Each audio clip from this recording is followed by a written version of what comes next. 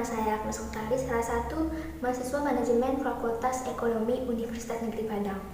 Nah, di sini saya akan menjelaskan tentang konsep produk, di mana ada dua poin utama. Yang pertama yaitu perencanaan produk dan yang kedua itu perancangan produk. Nah, yang pertama itu perencanaan produk.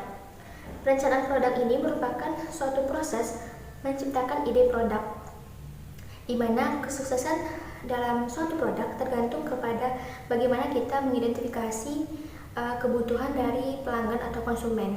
Nah, untuk itu di sini saya akan mencoba untuk merancang sebuah produk, yaitunya low cookie atau Milo cookies. Selanjutnya itu perancangan produk. Perancangan produk ini merupakan suatu proses untuk merancang ide produk yang sudah direncanakan sebelumnya. Mulai dari gambaran produk, bahan dan alat produksi, cara pembuatan, analisis SWOT, target dan sasaran, dan juga yang terakhir yaitu cara pemasarannya. Yang pertama itu gambaran produk. Nah, seperti namanya Milo cookies, maka bentuk dari cookies ini adalah berbentuk seperti bulatan kecil berwarna kecoklatan yang didapat dari Milo itu sendiri. Selain itu, harganya juga cukup terjangkau, yaitu hanya Rp10.000 saja per porsi atau bungkusnya. Yang kedua yaitu bahan dan alat produksi. Nah, bahannya di sini ada 4 bahan. Yang pertama yaitu satu kuning. Di sini saya menjelaskan bahan-bahannya untuk satu porsi dari Milo cookies. Yang terdiri dari yang pertama yaitu ada satu kuning telur, yang kedua satu saset susu kental manis. Di sini saya pakai susu kental manis merek Enak. Selanjutnya yaitu 8 hingga 9 sendok makan tepung maizena, dan yang terakhir adalah satu saset Milo bubuk. Untuk alat produksinya terdiri dari yang pertama yaitu wadah atau tempat untuk mengaduk adonan, yang kedua sendok, yang ketiga piring untuk tempat adonan yang sudah dibulatkan. Selanjutnya ada teflon dan juga kompor. Nah, untuk cara pembuatannya, pertama-tama yaitu siapkan satu kuning telur dan juga satu saset susu kental manis, kemudian aduk hingga rata. Lalu tambahkan 8 hingga 9 sendok makan tepung maizena yang sudah disiapkan dan juga satu saset Milo bubuk. Lalu aduk hingga menjadi adonan. Setelah menjadi adonan, ambil adonan lalu bulatkan kecil-kecil hingga adonan habis. Setelah itu panggang di atas teflon dengan api kecil selama kurang lebih 15-20 menit. Setelah matang, angkat dan letakkan di piring. Untuk selanjutnya yaitu analisis SWOT. Analisis SWOT ini terdiri dari strength atau kekuatan, weakness atau kelemahan, opportunity atau peluang, dan juga terakhir yaitu threat atau ancaman. Yang pertama yaitu strength atau kekuatan.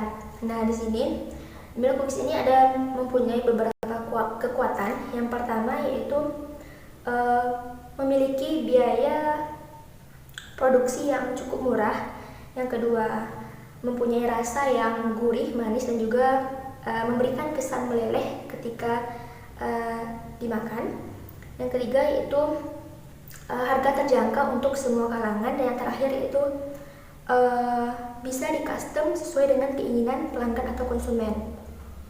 Yang kedua yaitu ada weakness atau kelemahan. Nah, jadi Milo cookies ini memiliki beberapa kelemahan. Yang pertama yaitu Milo cookies ini tidak tahan lama, kurang lebih hanya tahan 3-4 minggu saja, karena di sini saya tidak menggunakan pengawet apapun. Yang kedua, Milo cookies ini hanya memiliki satu varian rasa saja, yaitu rasa Milo. Dan yang terakhir yaitu dari segi bentuk, cookies Milo ini tidak begitu semenarik cookies-cookies yang lain mungkin. Selanjutnya yaitu opportunity atau peluang. Nah, di sini ada beberapa peluang dari Milo cookies. Yang pertama yaitu bisa dipesan melalui online untuk berbagai acara seperti acara keluarga misalnya. Lalu bisa dijadikan sebagai buah tangan ketika bersilaturahmi ke rumah keluarga pada saat Hari Raya Idul Fitri. Selanjutnya itu ada threat atau ancaman. Nah, jadi Milo cookies ini juga memiliki ancaman atau threat. Ancaman yang pertama yaitu banyaknya pedagang yang juga menjual cookies secara online. Selanjutnya itu munculnya cookies yang memiliki ketahanan yang lebih lama dikarenakan memakai pengawet. Selanjutnya itu munculnya cookies di pasaran dengan berbagai bentuk yang unik. Selanjutnya yaitu target dan sasaran. Nah, di sini targetnya adalah target dari produk Milo Cookies ini adalah untuk menciptakan usaha sampingan agar meningkatkan kemandirian dan juga untuk membangun semangat berwirausaha. Sedangkan sasaran dari produk Milo Cookies ini adalah semua kalangan, mulai dari anak-anak, remaja, dewasa hingga orang tua tentunya. Selanjutnya yaitu cara pemasaran. Nah, di sini saya merangkum dua cara pemasaran, yaitu yang pertama dipasarkan lewat media sosial melalui WhatsApp, Facebook, Instagram dengan cara memposting foto dan juga berbagai video mengenai produk Milo Cookies ini, dan juga memposting berbagai testimoni mengenai Milo Cookies ini atau Lokuki. Yang kedua itu dipasarkan lewat toko kue kering dengan stok yang sedikit mengingat tingkat ketahanannya tidak begitu lama. Nah, untuk bentuk atau wujud dari produk itu sendiri kurang lebih seperti ini. Seperti ini, bulat-bulatan kecil berwarna coklat yang dapat dari Milo itu sendiri. Mungkin sekian presentasi konsep produk mulai dari perencanaan dan juga perancangan produk dari saya. Kalau ada salah dan kurangnya saya mohon maaf. Wabillahi taufiq wal hidayah. Wassalamualaikum warahmatullahi wabarakatuh.